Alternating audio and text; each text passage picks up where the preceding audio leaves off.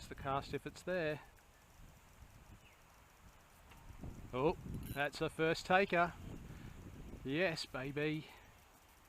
Not a big fish, but second cast of the afternoon. Hopefully, oh no, he spat it. Okay, so I've tried the right pocket. Now I'm going to try under the tree on the left hand side.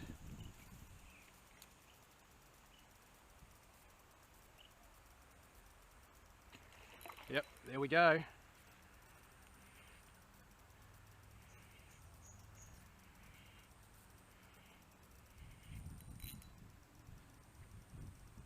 Little Suburban Bass Brawler.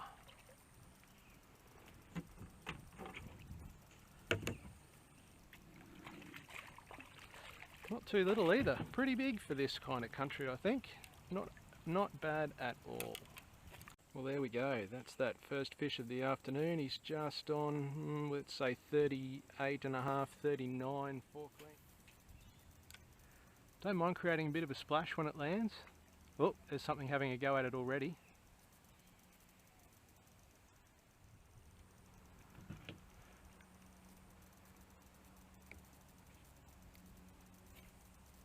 That's the one. That's the spot.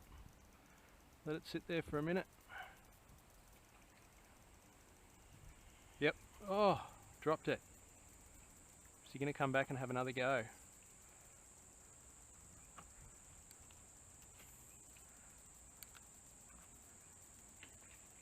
Oh, yep. There he is.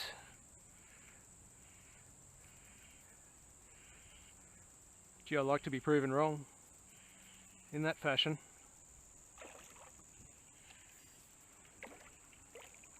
At least two fish. Oh, I copped the splash right in the face. I don't know about the camera. There we go. Another decent fish off that one snag. Let's get him off the hooks. Not the same fish, a little bit smaller. Session, soft shell does it again. And he's on the 34, just over 34 fork length.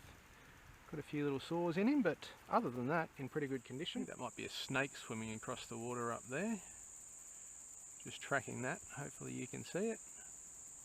Right in the middle of the creek at the moment, making his way over to the side. I'll stay well and truly out of his way. Plenty of snakes in these areas that can do serious damage to you. And I don't want any part of that. Off he goes up into the creek bank. So I've gone about 20 or 30 casts now without having a hit in this pool. Oh, just as I say that, a little tacker decides that he's going to launch himself at the lure. Oh, and have another crack just as I lifted it out of the water.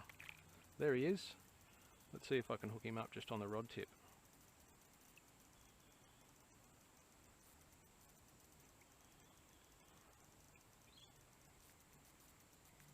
No, feisty little bugger.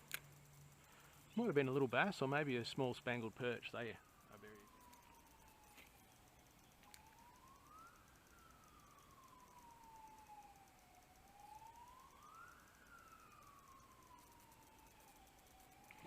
There we go. Not sure if that was the same little fish. Definitely is a smaller fish, but I think that the other fish before was even smaller again. He's a very dark little bass, this one. He's been living in amongst the weeds. Won't bother with the measure on him. Just want to get those little hooks out of him. Set him on his way. If I was a bass, I'd live in there. Just as well I'm not a bass. I have a permanently sore mouth from all the trebles. You just see that there's multiple casting targets in this particular little bend. We've got sunken timber, a fallen tree, big ball of the root, and then we've got a little open patch underneath overhanging trees with grass edging. So all of it's very fishy looking. I'm going to start casting from left into right. I think the right bank is the area that I'm going to get the most action. But I don't want to overlook these areas over here. And eventually I want to situate my kayak over here and cast that way. So I want to work this little area so that I'm not spooking them by putting my kayak there. Okay, let's work just up the side of this snag.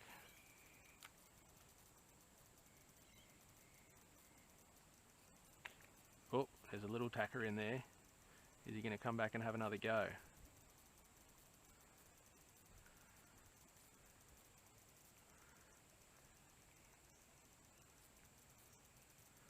It's worth another little cast up that channel. Oh, not where I wanted it to go. Oh, there he is, he's come back. There you go, he owns that snag. I'm always surprised when I cast at an area that looks really fishy and doesn't get any attention, but this little pocket right in the corner here where I'm working towards at the moment, it just looks so. This is the most likely stretch. You can see where I've worked and that little clear pocket of water that I haven't worked yet. Every instinct tells me that there's a fish in there.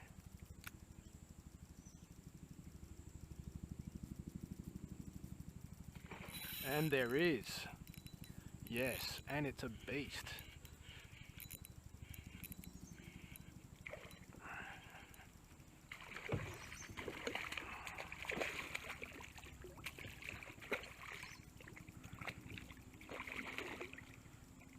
There we go.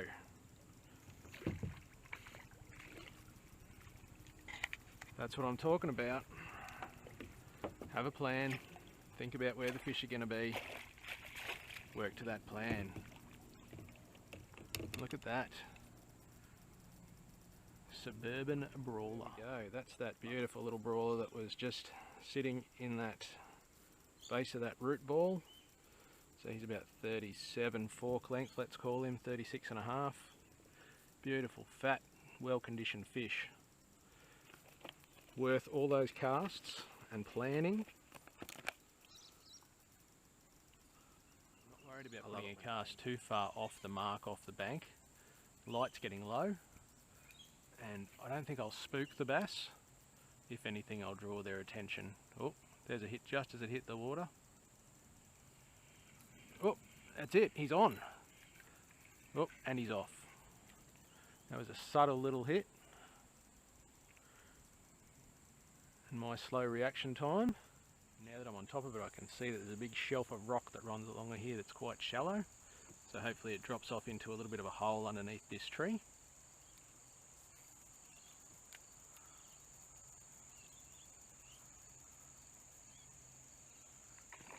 Oh, hit and a miss. Let's see if he comes back. Oh yeah, he's under it still.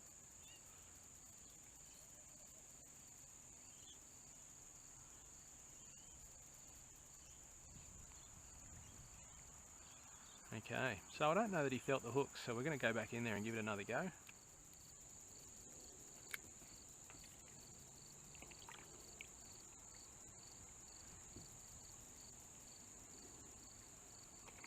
There we go. There we go. Not a big one.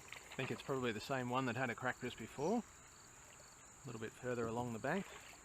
I don't want him to drag me into the snag that I haven't fished yet, so I'm just back paddling a little bit and letting the breeze take me. I'm a bit spoilt when I'm calling that little, I know, probably for some of you that fish in areas that don't have such good wilds, or wild stocked, I should say. Most of these would be either stocked into rivers or escapees from impoundments, but we're a bit spoiled here.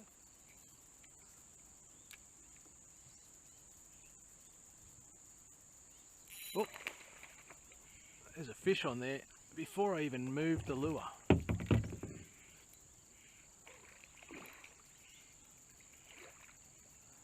There you go. How much did he want that? Good fish too. Hey. And in he comes. Another dark. And nothing else matters.